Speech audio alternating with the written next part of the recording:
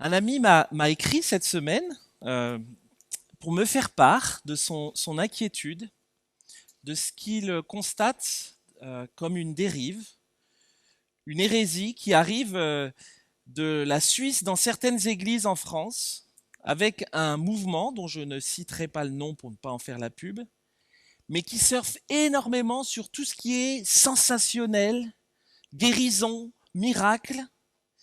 Et il m'a envoyé plusieurs liens, des vidéos avec les enseignements qu'il donnait de leur rassemblement. Et j'ai regardé ces vidéos. La louange est franchement sympa. Euh, ils chantent des chants comme nous avons chanté ce matin, les mêmes chants.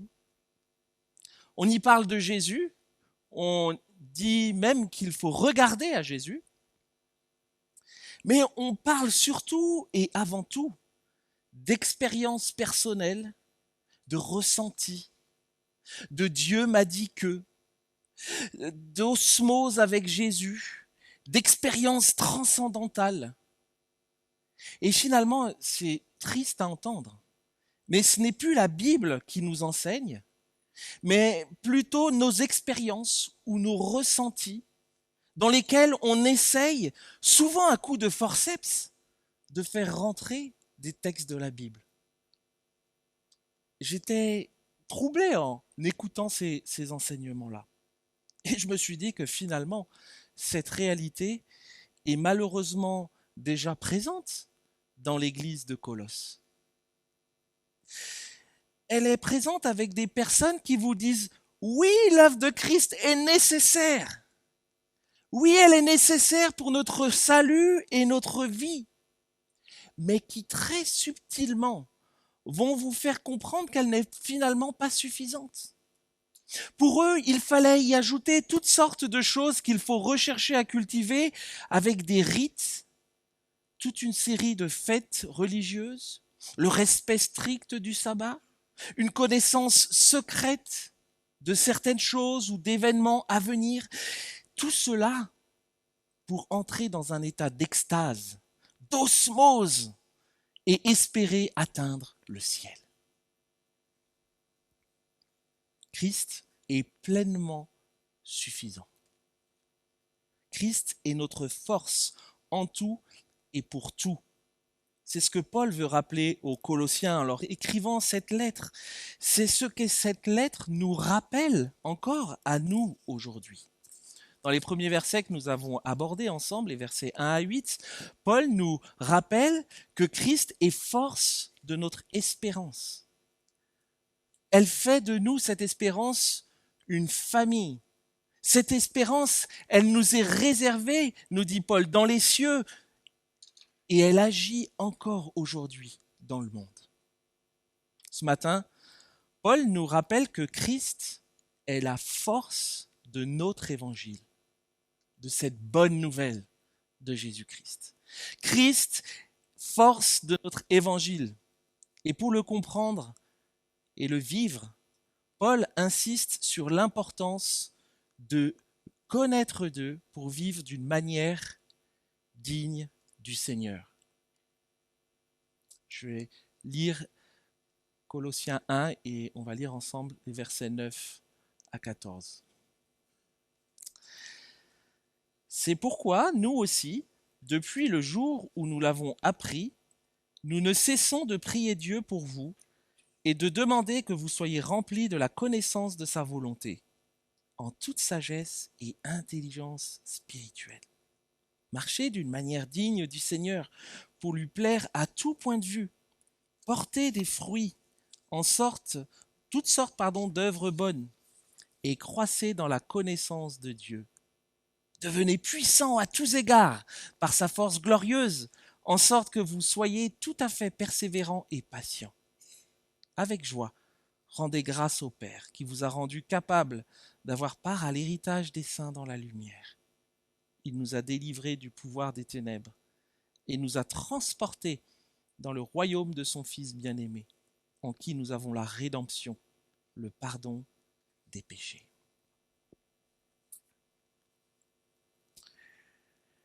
C'est pourquoi nous aussi, Depuis le jour où nous l'avons appris, nous ne cessons de prier Dieu pour vous et de demander que vous soyez remplis de la connaissance de sa volonté, en toute sagesse et intelligence spirituelle. Nous ne cessons de prier Dieu pour vous. Paul sait très bien le danger qui guette l'Église des Colossiens. Il sait très bien le danger qui guette avec ses faux enseignements. Il sait très bien aussi, comme on l'a vu il y a 2 semaines, que l'Église de Colosse doit progresser dans sa marche de sanctification. Mais il continue ici dans ces versets-là, comme il l'a fait dans les premiers versets. Il continue à s'exprimer avec bienveillance à l'égard des Colossiens et avec beaucoup de pédagogie. Un de mes mentors, qui est aujourd'hui auprès du Seigneur, a usé souvent de bienveillance et de pédagogie avec moi, dans la manière dont il accueillait ce que je pouvais lui partager, de mes victoires, mais aussi et surtout de mes luttes. Je pense que plusieurs fois, il aurait pu me dire, Jérémie, tu dois progresser dans ce domaine parce que ça ne va pas du tout. Et c'est parfois ce qu'on a envie de dire quand quelqu'un ou qu'on voit. Mais qu'est-ce que faisait Chris? Chris me disait, est-ce que tu me permets de prier pour toi? Ah oui, bien sûr. Et voilà ce qu'il disait, mon Dieu, merci de donner la force à mon ami Jérémie, de t'aimer, d'aimer un tel ou un tel, même lorsque c'est dur, et de lui donner la force de garder la maîtrise de soi, même quand c'est difficile. Amen. Et moi, je repartais, j'étais... En fait, j'avais appris beaucoup de choses quand Chris priait comme ça pour moi. Et c'est ce qu'on appelle la prière pédagogique. Et c'est ce que Paul il est en train de faire ici avec les Colossiens. Bien sûr qu'ils ont des choses sur lesquelles ils doivent progresser dans leur foi. Mais Paul va utiliser la prière pédagogique avec eux. Plutôt que de leur dire, vous devez progresser là-dessus parce que ça ne va pas. Paul va leur dire qu'il prie pour eux en demandant à Dieu, en demandant quoi? Que les Colossiens soient remplis de la connaissance de sa volonté, en toute sagesse et intelligence spirituelle. Les Colossiens sont en proie, comme on l'a dit, à des personnes qui agissent dans l'Église et qui leur disent, vous savez, vous n'avez pas la connaissance, ou vous n'avez pas toute la connaissance, et que vous avez besoin d'une meilleure connaissance. Ces faux enseignants, vous savez, ils sont sympas, ils sont super sympas, très agréables, joyeux, ils ont même parfois le sourire. Ils ne nient absolument pas le salut que nous avons en Jésus, comme on l'a dit, mais comme on l'a déjà rappelé, ils y ajoutent toutes sortes de choses pour prétendre accéder à une intimité forte avec Dieu, une forme d'osmose, de plénitude avec Dieu. Lorsque ce genre de propos qui disent que finalement Christ n'est pas suffisant commencent à se développer au sein du peuple de Dieu, ils sont communiqués souvent de manière très insidieuse. Par exemple, c'est quelqu'un qui vient te voir à la fin du culte ou d'une rencontre de prière et qui te dit « Ah, tu sais, c'était super intéressant ce qu'on a lu et étudié. C'est même utile, je dirais. Mais tu sais, il y a d'autres manières de comprendre et de connaître Dieu au travers des choses qui ne sont pas enseignées dans cette Église. Et tu sais, ces choses-là t'apporteraient beaucoup plus de profondeur, beaucoup plus d'expérience forte dans ta relation avec Dieu. » Ce genre de propos peuvent être séduisants pour certains. Pour d'autres, cela pourrait être troublant. Mais dans tous les cas, cela aura un effet nuisible sur l'ensemble de l'Église. Et c'est ce qu'il se passe à Colosse. C'est pour ça que Paul prend la peine de leur écrire une lettre. Mais bien aimé, la connaissance de Dieu révélée dans sa parole est indispensable à notre croissance spirituelle. Et c'est dans ce sens que Paul demande à Dieu que les Colossiens soient remplis de la connaissance de la volonté de Dieu en toute sagesse et intelligence spirituelle. C'est-à-dire qu'ils soient guidés uniquement, seulement par la connaissance de la parole de Dieu et de son autorité dans nos vies. Et c'est ma prière pour chacun de nous ici au Mai. Et c'est aussi la raison pour laquelle nous voulons encourager à connaître et donc à lire la parole de Dieu. Si on a distribué des plans de lecture, si on prend le temps de préparer des enseignements le dimanche matin, si les moniteurs, monitrices d'école du dimanche prennent le temps chaque semaine de préparer des choses pour les enfants, si on prend le temps d'avoir des groupes de maison, des ateliers de lecture de la Bible, des groupes de jeunes, Oxy, Move, les groupes de croissance, tout ça a pour but de nous permettre de connaître la parole de Dieu. Connaître pour vivre, la théorie et la pratique sont dans la Bible deux choses qui ne sont pas séparables. L'un ne va pas sans l'autre. Et vous savez, ces faux enseignants, quand on creuse un peu, qui sont à Colosse, parlent beaucoup de théorie, mais c'est une théorie qui n'aboutit à rien. Ça aboutit à du vent.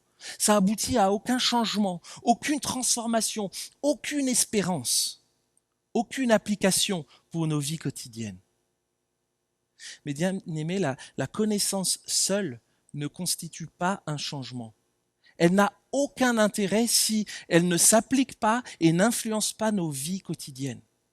Et aujourd'hui, ça peut donner dans nos églises des personnes remplies de connaissances de la parole de Dieu, avec des connaissances incroyables, des diplômes dans tous les sens, mais qui n'influencent pas nos vies quotidiennes. Déconnectées de cette connaissance pour décider. Déconnectés de cette connaissance pour faire les choix que nous avons quotidiennement à faire. Remplis de la connaissance de sa volonté pour faire les bons choix, pour faire la volonté de Dieu. Et alors là, la question qu'on peut se poser, mais qu'est-ce que c'est que la volonté de Dieu? Alors je fais une petite parenthèse. Qu'est-ce que la volonté de Dieu? Mais la Bible nous permet d'identifier, en principe, on est à peu près tous d'accord là-dessus, 3 facettes concernant la volonté de Dieu.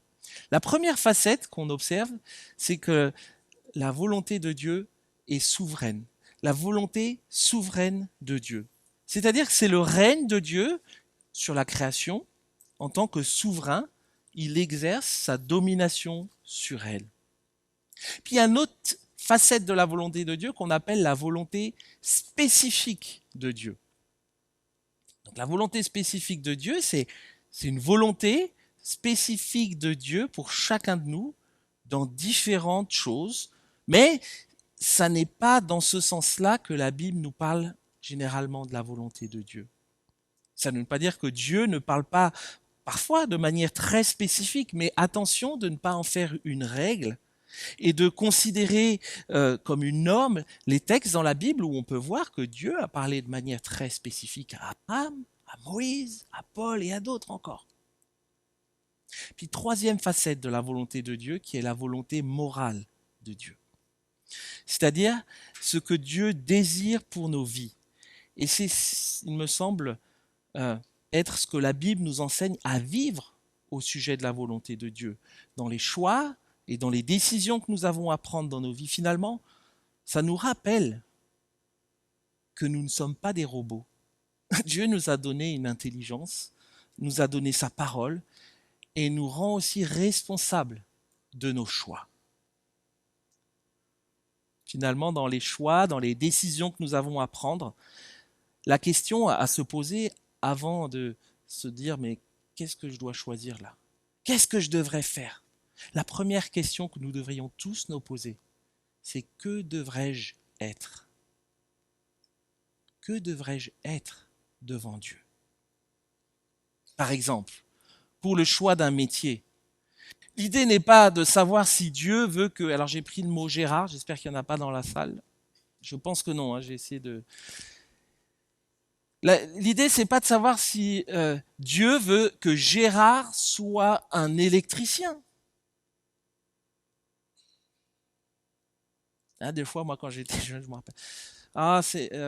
Est-ce que le Seigneur veut que je sois ingénieur? Que j'aille dans cette école-là? Que j'aille dans cette entreprise-là? On a des choix à faire. La question à se poser, c'est pas si Gérard doit être électricien, mais la question à se poser, c'est si Gérard devient électricien, qu'il le fasse d'une manière qui honore Dieu, avec un travail honnête. Qu'il le fasse donc d'une manière qui honore Dieu, qui lui permette de prendre soin de sa famille, de s'engager dans l'œuvre de Dieu avec ses dons. Dieu nous rend responsables de nos choix.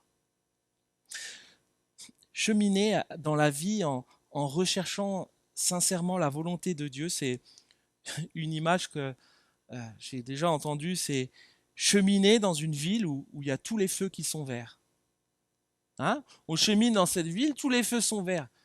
Et comme on décide de placer notre confiance et on veut honorer Dieu dans nos vies, on peut être rassuré que s'il y a vraiment une rue qui n'est pas bonne pour nous, Dieu mettra un stop et un feu rouge. Comprenez l'image ? Si vous souhaitez approfondir ce sujet, parce qu'on ne peut pas le faire ce matin, je vous recommande un excellent livre qui est disponible à la librairie auprès de Didier. Et si Dieu voulait autre chose pour moi, de Kevin De Jong, je vous le recommande. Vous pouvez le réserver. On en a plusieurs exemplaires qui arrivent en cours de livraison. Revenons au texte. Cette connaissance, pour nous aujourd'hui, elle est complète et elle est devant nous. Nous avons juste à l'ouvrir, la Bible, à la lire et à demander à Dieu la sagesse et l'intelligence de bien l'appliquer à nos vies. Nos choix sont parfois difficiles et leurs conséquences sont parfois douloureuses. Ils peuvent être faits dans le cadre de la volonté morale de Dieu. Mais je dois avouer que ça a été le cas aussi dans ma vie. Que parfois il manque pourtant profondément de sagesse et d'intelligence spirituelle. Ah mais la Bible dit que oui, mais le texte poursuit. Intelligence, sagesse spirituelle. C'est pour cela que Paul prie pour que les Colossiens soient remplis de la connaissance de sa volonté en toute sagesse et intelligence spirituelle, afin que cela produise des effets concrets dans leur manière de vivre au quotidien.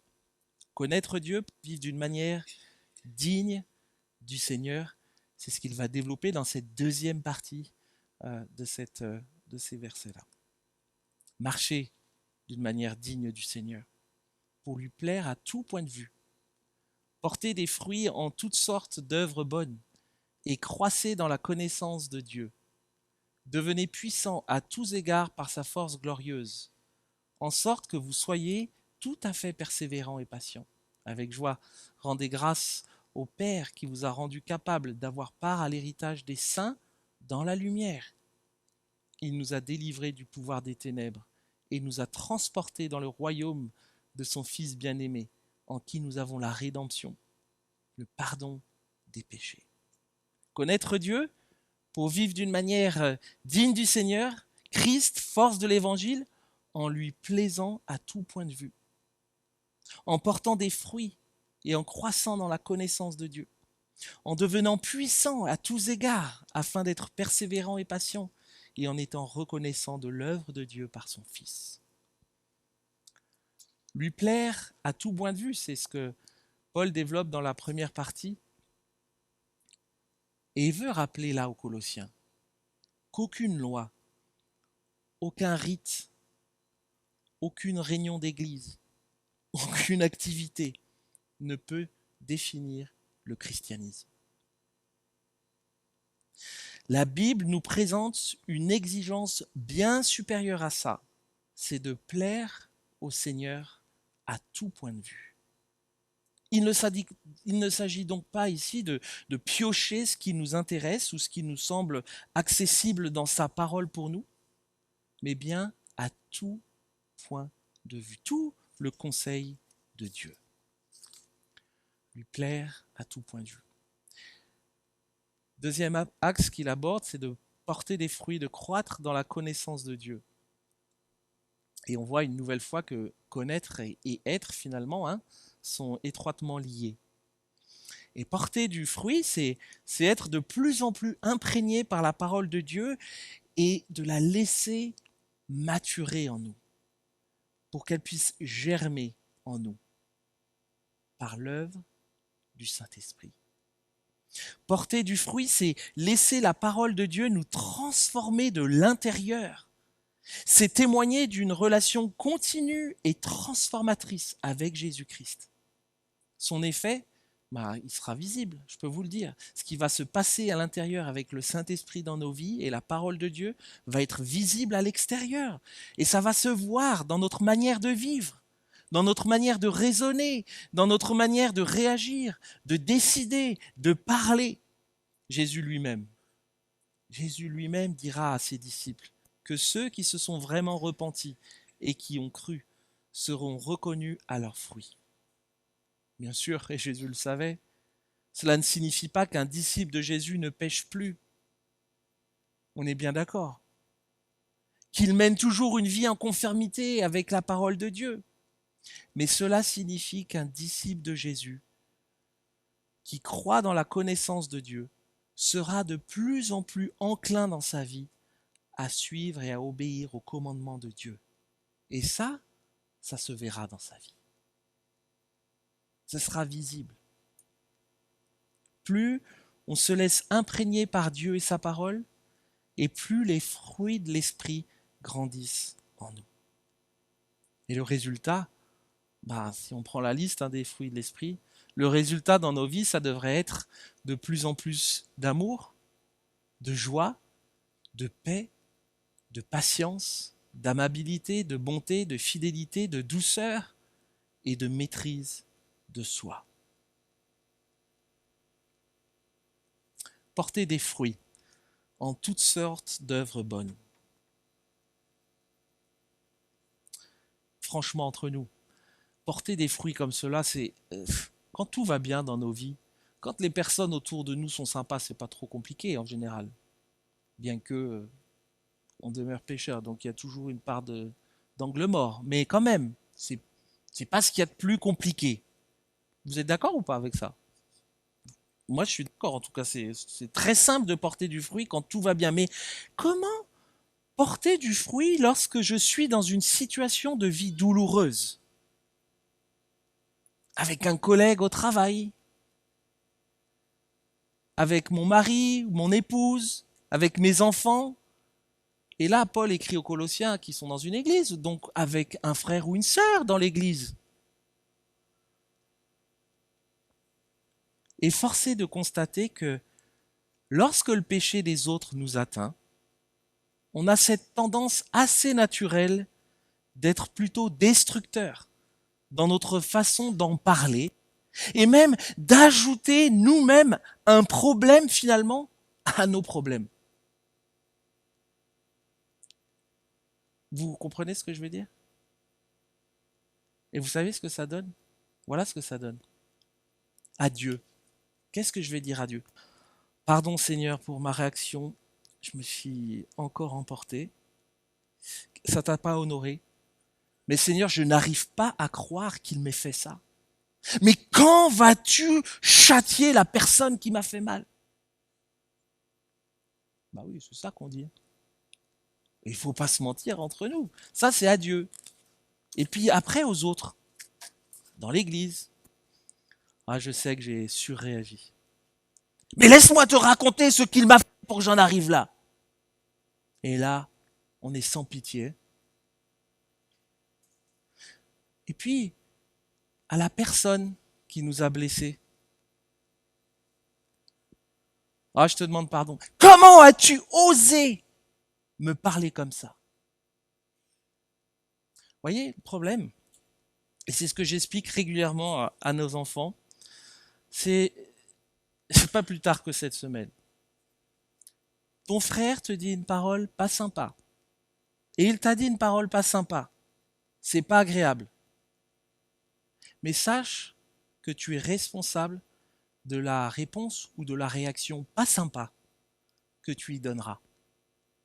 Cherche pas d'excuses. Tu es responsable devant Dieu de tout ça.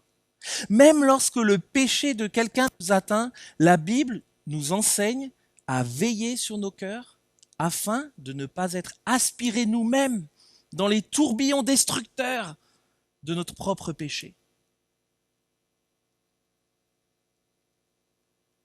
portez des fruits en toutes sortes d'œuvres bonnes et croissez dans la connaissance de Dieu. Je vais vous dire quelque chose, c'est de la qualité de mon intimité avec Dieu. C'est pour ça que Paul parle de connaissance. Mais c'est de mon intimité avec Dieu, de la lecture de sa parole, de ma vie de prière, que dépendra la qualité des fruits que je porterai dans ma vie. On se le dit souvent ici, hein, on se le répète souvent. Lorsque le péché domine ma vie, je regarde d'abord à la qualité de ma relation avec Dieu. Et je peux vous dire que le lien, il est direct.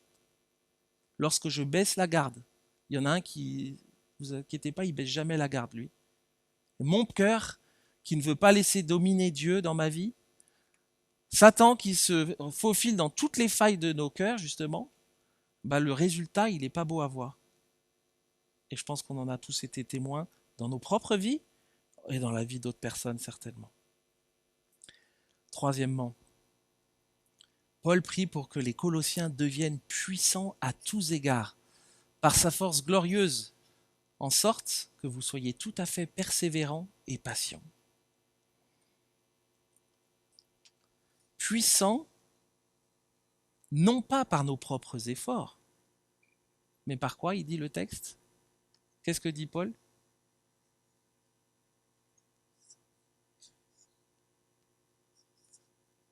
Voilà, par sa force glorieuse, par la force que le Seigneur nous donnera, pas par nos propres efforts, par son esprit en nous. Puissant, pourquoi? Pour son plaisir, pour impressionner les foules autour de nous? Non. Puissant, pourquoi? Pour être persévérant et quoi? Patient. Persévérant et patient. La puissance dont Paul nous parle n'est pas une puissance humaine, comme je l'ai dit, qui impressionne les foules ou qui nous permet de dominer sur le monde. Non, la puissance dont Paul nous parle ici, c'est une puissance qui nous permet de lutter contre nos cœurs orgueilleux, des cœurs qui sont en guerre permanente avec le royaume de Dieu dans nos vies, comme on l'a vu dans Jacques.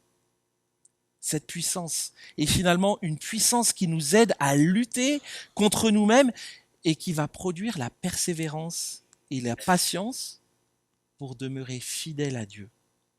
La persévérance et la patience pour demeurer dans la crainte de Dieu.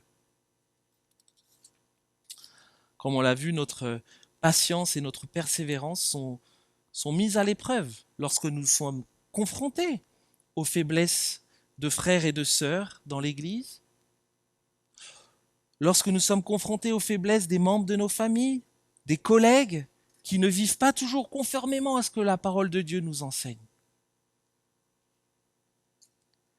C'est plutôt facile de faire ces exhortations.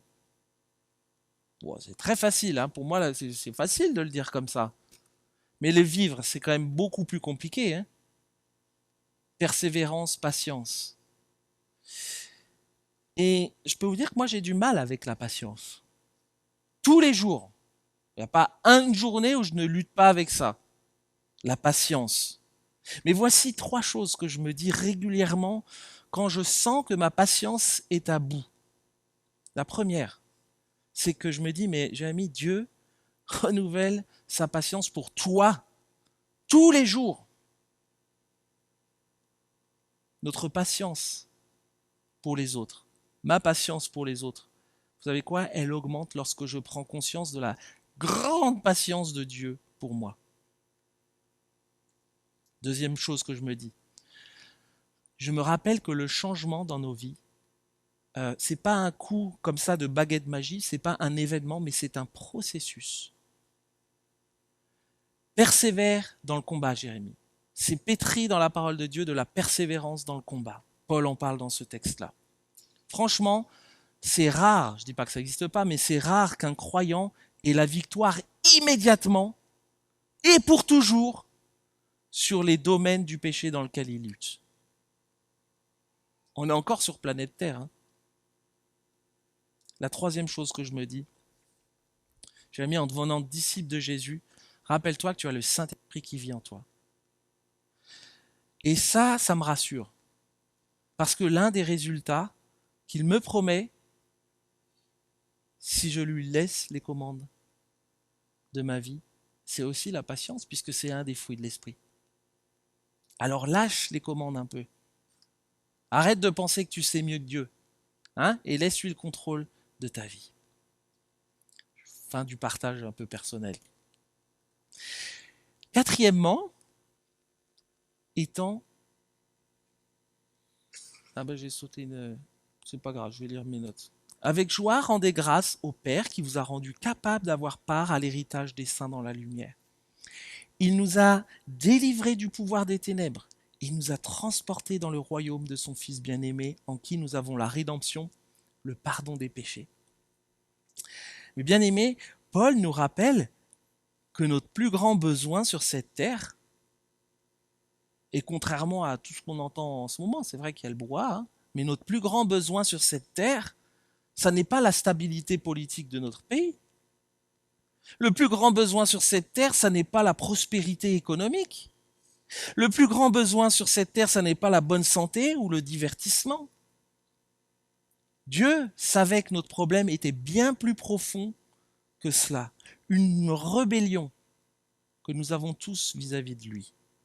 Et pour cela, Dieu n'a pas envoyé un politicien, Dieu n'a pas envoyé un homme d'affaires, Dieu n'a pas envoyé un médecin ou un artiste pour nous sauver. Il a envoyé son propre Fils, Jésus, qui est venu nous sauver de nos péchés, nous sauver de cette rébellion que nous avons contre Dieu, notre Père. Lorsque nous saisissons qui nous sommes devant Dieu, c'est-à-dire des pécheurs et que nous méritons tous la mort, nous rappeler alors que Dieu nous a sauvés des ténèbres et transportés dans le royaume de son Fils bien-aimé, devrait nous donner une joie et une reconnaissance infinie à Dieu. Qu'est-ce que ça vous fait de savoir que Dieu a donné son propre Fils, son unique, Jésus-Christ, Dieu fait homme, pour venir prendre sur lui le poids de nos fautes, le poids de notre honte. Il l'a vaincu pour chacun d'entre nous. Il l'a vaincu pour toi. Je peux que lui être reconnaissant pour ça. Alors j'aimerais qu'on puisse prendre maintenant un temps juste pour exprimer à Dieu notre reconnaissance. Le chemin est encore là, on a encore des choses à déblayer, on a encore des choses à abandonner au pied de la croix, à laisser Dieu, évidemment. Mais savourons cette reconnaissance, avec reconnaissance, ce que Dieu nous a réservé dans les cieux, cet héritage obtenu par Jésus-Christ, mort et ressuscité en croix. Prions ensemble.